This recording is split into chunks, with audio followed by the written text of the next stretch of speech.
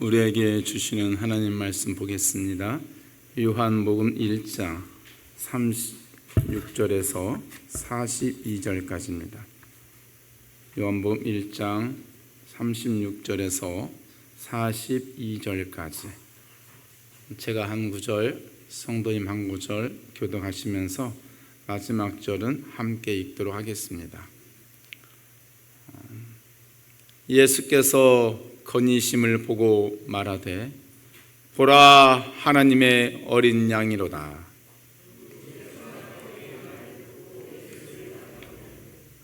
예수께서 돌이켜 그 따르는 것을 보시고 물어 이르시되 무엇을 구하느냐? 이르되 랍비여 어디 계시오니까 하니 랍비는 번역하면 선생이라.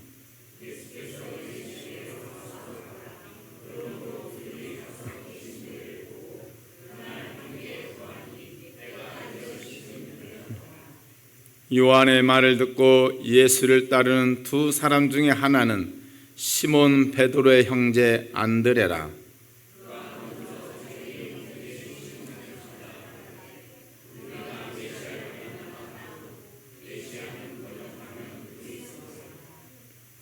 데리고 예수께로 오니 예수께서 보시고 이르시되 네가 요한의 아들 시몬이니 장차 게바라 아리라 하시니라. 게바는 번역하면 베드로라. 아멘. 오늘 우리에게 주시는 하나님 말씀 보겠습니다. 한번 따라서 해보겠습니다. 예수님께로 인도하는 안드레. 다시 한번 합니다. 예수님께로 인도하는 안드레. 안드레. 7, 8월은 자두가 익어가는 계절이기도 하지만 한 영혼이 익어가는 계절이기도 합니다. 그래서 교회마다 여러 행사들이 있습니다. 초등부, 중등부, 청년부, 또 큰 교회는 전교인 가족 수련회, 또 모임마다 많은 행사들이 있죠. 특별히 이제 다음 세대 초등부, 중등부, 또 청년들 캠프를 가게 되는데 캠프를 갈 때마다 선생님들은 늘 이런 기대를 합니다. 이번 캠프에 가서 하나님을 만나야 되는데 이런 열망 하나 가지고 10만 원 또는 15만 원 회비를 들여서 이렇게 캠프를 보냅니다. 왜 그런 간절한 기대와 소망이 있느냐 하면 우리의 다음 세대들은 잔소리로는 변화되지 않습니다. 아무리 부모라 할지라도 잔소리로는 학생들을 변화시킬 수 없습니다. 환경을 조금 더 낫게 해주면 약간 변하는 것 같아요. 조금 더 좋은 환경 속에서 자라면 아이가 좀 더 이렇게 좀 좋은 아이로 변하는 것 같아요. 그런 기대는 있습니다만 사람마다 가정 형편이 다 다르기 때문에 공통된 부모는 누굴 만나느냐 이거죠. 이런 말이 있어요. 지금은 우리 아이들 부모가 필요하지 않대요. 그런 시대에 살고 있습니다. 그리고 미전도 종족이라고 불립니다. 더 이상 먹혀지질 않아요. 너무나 다른 세대에 살고 있다고 생각하시면 됩니다. 그러는 아이들이 어떻게 변화되는가? 방법은 하나입니다. 예수님을 만나면 돼요. 이번 캠프를 통해서 저는 우리 아이들이 영어를 잘했으면 좋겠다, 그런 마음 없습니다. 이름은 영어 성경 캠프죠. 그러나 제 관심은 영어가 아니에요. 예수님이에요. 사실 이번 캠프는 영어 한마디 못해도 다 따라서 할 수 있습니다. 그냥 같이 따라서 하면 돼요. 같이 따라서 같이 손 올리고 손 내리고 왼발 오른발 왔다 갔다 하면 돼요. 풍선 터뜨리고 물 뿌리고 그래서 놀면 돼요. 그런 가운데 성령님은 역사하십니다. 성령님이 어떻게 역사하실지 그건 저도 몰라요. 그러나 기대를 가지고 합니다. 우리 교회가 크기 때문에 캐나다 드림 처치를 초대한 게 아닙니다. 저는 상가 교회에서도 했습니다. 헌금이 없어도 합니다. 헌금이 없으면 불신자들 찾아다니면서 후원해달라고 합니다. 헌금이 있다고 제가 하지 않습니다. 교회가 크다고 하지 않습니다. 우리 아이들이 변화될 수 있는 어떤 계기를 만들어 주고 싶은 겁니다. 왜 이런 일을 제가 하는 걸까요? 왜 저분들은 바다 건너서 여기까지 왔을까요? 이유는 딱 하나입니다. 변화를 꿈꾸기 때문에 그래요. 우리들의 헌신과 우리들의 수고를 통해서 한 영혼이 변화될 수 있다면 그 간절한 기대와 소망을 갖고 바다를 건너오는 겁니다. 저는 그 마음을 알기 때문에 적극적으로 저는 초대를 합니다. 돈이 없으면 상관없습니다. 교회가 작아도 상관없어요. 어떤 하나님의 역사만 일어난다면 어디든지 합니다. 어디든지. 사람은 언제 변화되는가? 하나님을 만날 때 변화됩니다. 언제 사람은 망가지는가? 잔소리할 때 망가집니다. 서두에 저는 여러분에게 시인 정채봉 선생님의 만남이라는 시 한 편을 소개하도록 하겠습니다. 우리 인생 가운데 가장 잘못된 만남이 있는데 생선과 같은 만남이다. 만날수록 비린내가 난다. 이런 만남이 있다는 거예요. 어떤 만남일까요? 만날 때마다 돈. 이런 만남. 사람을 봐도 돈, 새신자를 봐도 돈, 새신자를 보면 11조. 이런 생각만 하는 만남. 비린내 납니다. 멀리 하십시오. 가장 조심해야 될 만남이 또 있습니다. 꽃송이 같은 만남입니다. 피었을 때는 환호합니다. 그러다가 시들면 피합니다. 이런 만남도 여러분 피하십시오. 비천한 만남이 있습니다. 건전지와 같은 만남입니다. 에너지가 충만할 때는 좋아합니다. 에너지가 다 떨어지고 나이 들어가고 흰머리 희끗희끗하고 나올 것도 없어 보이고 그런 멀리합니다. 그런 사람 조심하십시오. 그러면서 시인 정채봉 선생님은 가장 아름다운 만남은 손수건 같은 만남이라고 합니다. 힘이 들 때는 땀을 닦아주고 슬플 때는 눈물을 닦아준다고 합니다. 이런 만남을 사모하라고 합니다. 거기까지가 시인의 한계입니다. 가장 황홀하고 영원하고 영광스러운 만남이 있습니다. 예수님과의 만남입니다. 여러분은 지금 어떤 만남을 가지고 있습니까? 저는 옥회교회에 올 때 이런 생각을 가지고 왔습니다. 성도는 목회자를 잘못 만나면 인생이 망가집니다. 한 나라의 국민은 대통령을 잘못 만나면 나라가 망가집니다. 학생은 교사를 잘못 만나면 학교 생활이 망가집니다. 인간은 어떤 신을 만나느냐에 따라서 인생이 좌지우지 됩니다. 만남은 너무너무 중요합니다. 만남을 통해서 인간이 바뀌기 때문에 그렇습니다. 철을 날카롭게 하는 그런 만남도 있지요. 그러나 순간 만났는데 금세 사라지는 지우개 같은 만남도 있지요. 만난 것 같은데 남는 게 하나도 없어요. 저는 올 여름에 여러분이 그 무엇보다도 예수님을 만나기를 원합니다. 예배를 왜 드리는가? 영혼 캠프를 왜 하는가? 왜 우리는 식당에서 봉사하는가? 우리는 왜 주일이면 교회에 오는가? 이유는 딱 하나입니다. 예수님을 만나기 위해 오는 겁니다. 예수님을 그럼 왜 만나야 하는가? 오늘 안드레의 삶을 통해서 알 수 있습니다. 저와 여러분이 예수님을 만나는 이유 딱 하나입니다. 예수님 믿고 하나님의 자녀가 되기 위해서, 하나님의 자녀다운 삶을 살기 위해서, 하나님이 얼마나 좋으신 분인가를 알기 위해서, 그리고 예수님을 믿고 종말에는 영생을 누리기 위해서 예수님을 만나죠. 그리고 이 땅을 살면서도 하나님을 믿고 산다는 게 얼마나 좋은가, 그걸 알기 위해서 여러분이 매일매일 주일날 교회에 오는 겁니다.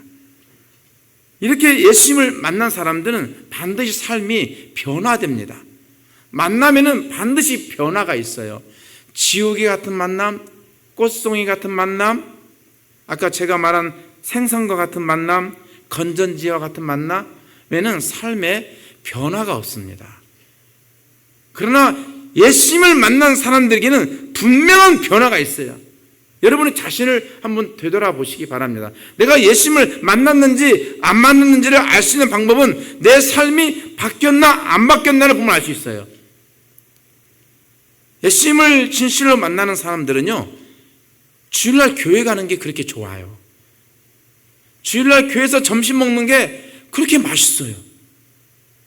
뭐 교회야 밥하고 김치, 뭐 국 한두 개, 여름에는 뭐 수박도 좀 주시고, 근데 그게 그렇게 맛있어요.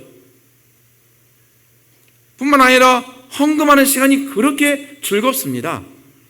남들이 볼 때는 아니 그렇게 쭉 자살자 번 돈을 교회 와서 11조, 감사헌금, 선교헌금, 생일헌금, 온갖 명분을 다 대서 헌금을 냅니다. 근데 마음에 기쁨이 있어요. 참 묘합니다. 예수님을 만난 사람들은 또 말씨가 바뀌어요. 말씨가 바뀌어요. 제가 처음에 선교단체 CCC에서 예수님을 인격적으로 만났을 때 들려오는 소리 첫 번째, 형제님, 자매님, 형제님, 자매님, 그밖에 없어요. 호칭이 바뀌어요. 호칭이. 교회 오면 집사님, 권사님, 세상에서는 표현하지 않는 집사님, 권사님, 장로님, 목사님, 언어가 바뀝니다. 언어가 바뀌어요. 그리고 무슨 여름에 성경학교 한다고 하면 왠지 뭔가 내 호주머니를 털어서 이렇게 훈해주고 싶고, 수박 한 덩이라도 이렇게 훈해주고 싶고 그래요. 또 성경학교 끝나면 성경학교 교사들 수고했다고, 목사님 내가 이번에 우리 성경학교 이번에 수고하신 선생님들 식사 한번 대접하도록 하겠습니다. 그런 분들이 줄 서 있어요. 줄 서 있어. 예수님을 만난 사람들은 자꾸 나누고 베풀고 누구를 대접하고 이렇게 그런 걸 좋아해요. 그런 걸 좋아해요. 근데 가장 결정적인 특징은 뭐냐면, 예수님을 만난 사람들은 많은 사람들에게 예수님을 소개해요. 예수님을. 주식에 대박 터진 사람들은요, 주식을 소개해요. 코인을 좋아하는 사람들은 코인을 소개해요.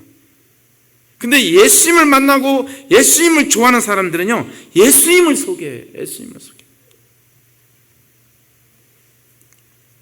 오늘 본문의 주인공인 안드레, 오늘 설교 제목이 예수님께로 인도하는 안드레. 안드레 베드로와 같은 갈릴리 어부였습니다. 형님은 베드로입니다. 형님은 베드로예요. 좀 거친 성격이고 와일드해요. 직선적이고 아주 다혈질이고. 근데 안드레는 같은 어부인데 좀 조용하고, 부엌에서 엄마 일 도와주는 사람, 내성적인 그런 사람이에요. 근데 예수님을 먼저 만났습니다. 예수님을 먼저 만났어요. 오늘 본문에 보니까 내가 메시아를 만났다. 메시아를 만났다. 예수님을 만나고 나서 그가 했던 첫 번째 일은 자기 가족, 형님을 예수님께로 인도하는 일이었습니다. 그래서 예수님을 만난 사람들은요, 조금 말이 많아요. 그 마음속에 그 예수님을 만난 그 신비한 기쁨이 있기 때문에 자꾸 이게 전하고 싶어 해. 뭐 예수님 안 믿는 사람들은 예수님 믿는 사람들 보고 말이 많다고 하는데 그게 흉일 수도 있고 흉이 아닐 수도 있습니다. 예수 믿는 사람들은 그래요. 말이 좀 많아요. 노래하는 거 좋아하고 자꾸 이렇게 내 속에 있는 그 기쁨을 전해야 되니까 만나는 사람마다 교회 나오시라고 교회 나오시라고 그러시면서 이렇게 말을 많이 하지요. 근데 가장 힘들다는 자기 가족을 전도합니다. 여러분 예수님도요 자기 동생들 전도하기가 쉽지 않았어요. 야고보 예수님이 무슨 말 하면 우리 형이 왜 그러지? 우리 형이 갑자기 예루살렘 갔다 오더니만 자기가 메시아래. 가족들도 예수님을 믿지 않아요. 쉽지 않아요. 예수님이 그렇게 말하는데도 내가 하나님의 아들이다라고 말을 하는데도 예수님의 동생들도 예수님을 잘 믿지 않아요. 가족 전도는 그렇게 어렵습니다. 나중에서야 야고보가 예수 그리스도의 종 야고보는 늦게서야 변화되죠. 근데 안드레는 자기 가족 나와 성격이 전혀 다른 그 다혈질의 형, 그 툭하면 욱 하는 형, 그 형에게 예수님을 소개합니다. 안드레는 위대한 설교자는 아닙니다. 그러나 위대한 설교자 베드로를 전도한 사람이죠. 베드로가 나중에 어떻게 되었습니까? 3,000명, 5,000명을 회개시키죠. 설교를 통해서. 그런 위대한 설교자를 예수님께로 인도한 사람은 아주 지극히 내성적이고 온유하고 좀 조용한 성격의 안드레였습니다. 어떤 사람은 그래요. 나는 예수님을 믿긴 믿는데 나는 좀 이렇게 내성적이라 전도 잘 못해. 나는 그냥 식당에서 그냥 봉사나 하고 설거지하고 나는 그런 것만 할게. 뭐 전도하라고 이런 거 나한테 시키지 마. 이렇게 생각하는 사람들이 있어요. 그러나 그렇지 않습니다. 내성적인 사람들도 얼마든지, 조용한 사람들도 얼마든지 전도할 수 있어요. 그 사례를 보여준 게 바로 안드레입니다. 안드레는 그런 사람이에요. 앞에 나서서 막 외치고 막 이런 사람은 아니지만 뒤에서 이렇게 밀어주고 뒤에서 이렇게 지원해주는 그런 서포트 역할을 하는 사람이지만 그도 얼마든지 전도를 합니다. 수많은 사람들을 예수님께로 인도하지요. 자기 가족만 인도를 했느냐? 그렇지 않습니다. 요한복음 6장에 보면 오병이어의 기적을 나오지 않습니까? 그때 예수님이 그 빈들에서 그 해질녘에 수많은 사람들을 먹여야 되겠는데 빌립에게 이렇게 질문을 던집니다. 빌립아, 이 수많은 사람들을 어떻게 먹일 수 있지? 그때 물론 빌립의 믿음을 시험하고자 던진 질문이었어요. 그때 빌립이 하는 말이 200데나리온의 떡이 있어도 안 되겠는데요? 이거 도저히 현실적으로 불가능합니다. 한 2만 명 보이는데 이거 이 빈들에서 근처에 무슨 롯데맥스가 있는 것도 아니고 무슨 슈퍼마켓이 있는 것도 아니고 안 되겠습니다. 빌립은 이렇게 돈 계산이 빠른 사람이에요. 딱 보면 딱 답이 나오는 사람이에요. 현실적 판단이 아주 빠른 사람이에요. 근데 안드레는 어떻게 했나요? 안드레는 그 수많은 2만 명이나 보이는 그 수많은 군중들 속에서 쑥 다니더니만 어린아이를 딱 데리고 예수님께로 인도합니다. 여러분 2만 명 중에서 어린아이는 눈에 띌까 말까 해요. 그리고 그 당시 어린아이는 사람들의 주목 대상도 아니고, 근데 안드레는 그 어린아이의 손을 잡고 예수님께로 인도합니다. 그 어린아이의 손에는 뭐가 있었나요? 벤또가 있었죠. 벤또. 도시락이 있었죠. 그 도시락 뚜껑을 열어보니까 물고기 2마리, 떡 5개.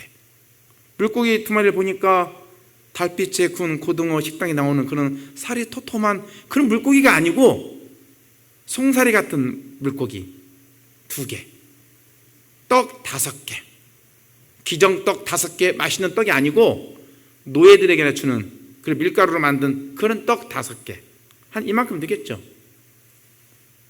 그런 송사리 같은 그 물고기 2마리, 노예들에게나 주는 그 떡 5덩어리, 이걸 보면서 어린아이를 데리고 예수님께로 인도합니다. 왜 그랬을까요, 안드레는?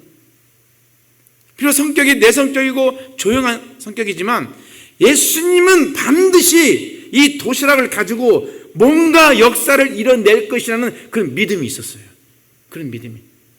예수님을 믿는 사람들에게 나타나는 첫 번째 특징 중에 하나가 뭐냐면요, 돈을 걱정하지 않아요. 예수님을 믿는데 돈 하는 사람은요, 문제가 있어요. 문제가. 예수님을 믿는 사람들은요, 돈은요 신경 쓰지 않아요, 거의. 여러분, 선교사님들 보십시오. 아프리카, 말레이시아 이런 데 가는 선교사님들 보십시오. 돈은 아예 생각 안 합니다. 죽으면 죽으리라. 죽으면 죽으리라. 부흥하는 교회를 보면요, 저 전주 안디옥 교회를 여러분 기억하실 것입니다. 젊은 날 제 친구들이 다 다녔던 안디옥 교회, 저만 개척교회 가서 신앙생활을 했었는데, 전주 안디옥 교회를 제가 석사 논문으로 제출한 적이 있었습니다. 깡통교회예요. 주일학교 학생들한테도 선교금 내. 다. 우리 교회는 선교부 예산을 짜가지고, 교육부 예산을 짜가지고 너희들한테 주지 않아. 너희들도 다 부모님께 받은 헌금, 용돈 다 선교금으로 내. 그런 교회입니다. 그리고 연말이 월이 되면 다 마이너스예요. 다 재정이고. 그런데도 세계적으로 가장 유명한 교회죠. 성도들은 경기도에 살아도 주말에 내려와요. 나는 안디옥교회 떠나고 싶지 않다고. 경기도에 살고 있는데. 예수님을 믿는 사람들은 돈 하지 않아요.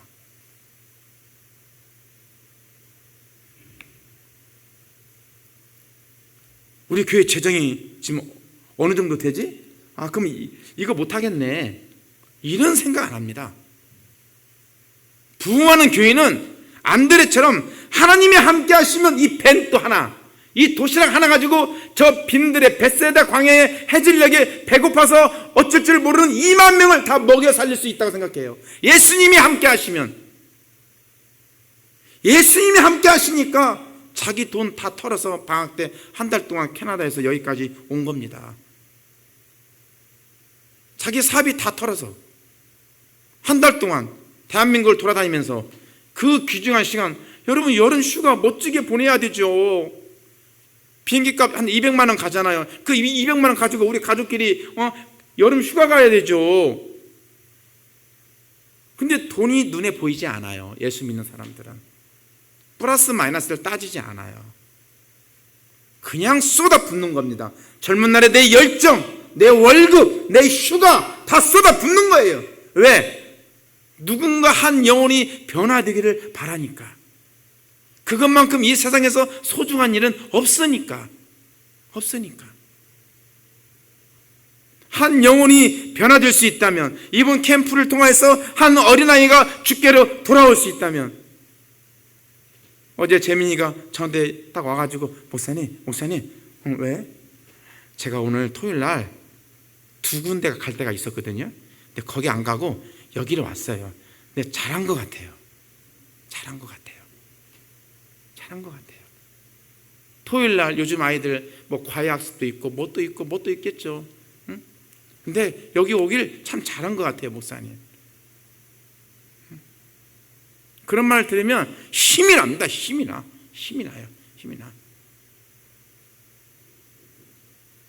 영어를 잘하고 못하고는 우리의 큰 관심이 아니에요. 그러나 또 한편으로는 이런 영어 성경 캠프를 통해서 이 아이들이 영어를 어려워하지 않냐고, 나도 캐나다 한번 가볼까? 그런 어떤 이렇게 동기부여를 주고, 또 그러다가 또 영어권 세계에 익숙하다 보면 선교사로 떠날까? 그건 제가 예측할 수 없지만 그런 일이 일어나기를 저는 꿈꿔요. 그런 일이 일어나기를. 영어만 잘하면 해외 나가는 건 참 수월해요. 수월하고 또 귀하게 쓰임받을 수도 있고. 우리의 다음 세대들 중에 그런 아이들이 나왔으면 하는 그런 마음이 저한테 있습니다.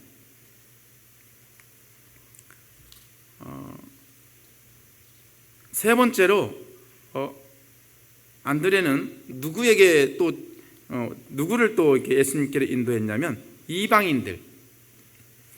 처음에는 가족이었습니다. 두 번째는 한 어린 아이였습니다. 세 번째는 이방인이었습니다. 헬라 사람들, 로마 사람들, 이런 사람들을 예수님께로 인도했어요. 명절 때 많은 사람들이 이제 예배드리러 예루살렘에 오니까 그 가운데는 헬라인도 있었나 봐요. 헬라인들이 빌립에게 와서 우리가 좀 예수님을 만나고 싶어 하는데 어떻게 좀 주선을 해줄 수 있겠습니까? 빌립이 베드로와 요한을 찾아가지 않고 이 안드레를 찾아갑니다. 그래서 안드레를 통해서 빌립과 함께 이 이방 사람들을 예수님께로 소개합니다. 만약에 빌립이 베드로나 요한에게 데리고 갔다면 아마 날벼락 났을 겁니다. 무슨 이방 사람들이 예수님을 만나 딱 바리케이드를 딱 쳤을 거예요. 근데 이 안드레는 이방 사람들에게 마음이 열려 있어요. 이방 사람들은 누구든지 예수님을 만나면 변화된다. 여기에는 민족의 제한이 없다. 혈통의 제한이 없다. 누구든지 예수님을 믿으면 죄사함을 얻을 수 있고 하나님의 자녀가 되는 권세를 누릴 수 있고 영생을 얻을 수 있다. 누구든지 다 가능하다. 안드레는 그런 포용적인 사고를 갖고 있었어요. 우리가 신앙생활 하면서 참 조심해야 될 게 있어요. 예수님을 믿는 나는 거룩하고 예수님을 믿지 않는 저 불신자들은 다 지옥 갈 사람들. 내가 너한테 예수님을 전하는데 감사한 줄 알아야지. 이런 사람들이 있어요. 이런 사람들. 이분법적으로 딱 구분을 해요.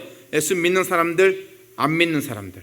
이게 구분해가지고 우리는 천국 갈 사람들, 이 사람들은 다 지옥 갈 사람들. 독도를 자기네 땅이라고 우기는 일본 사람들은 다 지옥에 가야 돼. 서울 수도를 불바다 만들겠다고 하는 저 김정은이는 다 지옥 가야 돼. 이런 사람들이 있어요. 이런 사람들 조심해야 됩니다. 그런 사고로는 안 됩니다. 예수 믿는 사람은 누구든지 다 죄사함을 얻을 수 있고 하나님의 자녀가 될 수 있다는 그런 넓은 마음을 가져야 됩니다. 한밤중에 라이터 들고 절간에 가서 절간에 불을 지르는 기독교인들이 있습니다. 저건 우상이야. 다 불로 태워야 돼. 스님들은 다 죽어야 돼. 이런 예수님을 믿지 않는 사람들에 대해서 적대적인 혐오감을 갖는 그리스도인들이 있어요. 여러분 멀리 하십시오. 신앙생활 잘못하고 있는 겁니다. 잘못하고 있는 거예요. 우리는 누구든지 예수님을 믿으면 다 구원을 얻을 수 있고 하나님의 자녀가 될 수 있다는 그런 마음을 가지고 사람들을 대해야 됩니다.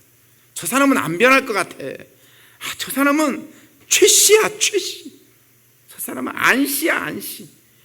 저 사람은 죽었다 깨어나도 안 변해.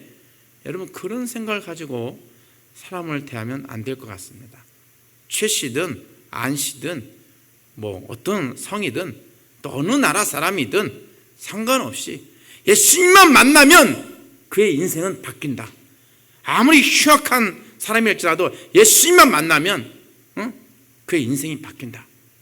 이런 생각을 가지고 수많은 사람들을 그리스도께로 인도하는 저와 여러분이 되시길 주님의 이름으로 축복합니다. 다니엘서 12장에 그 유명한 말이 나오죠. 수많은 사람들을 옳은 대로 인도하는 자는 하늘의 뭇별과 같으니라. 저는 궁창의 빛과 같을 것이요. 한 영혼을 예수님께로 인도하는 저와 여러분이 되시길 주님의 이름으로 다시 한번 축복합니다.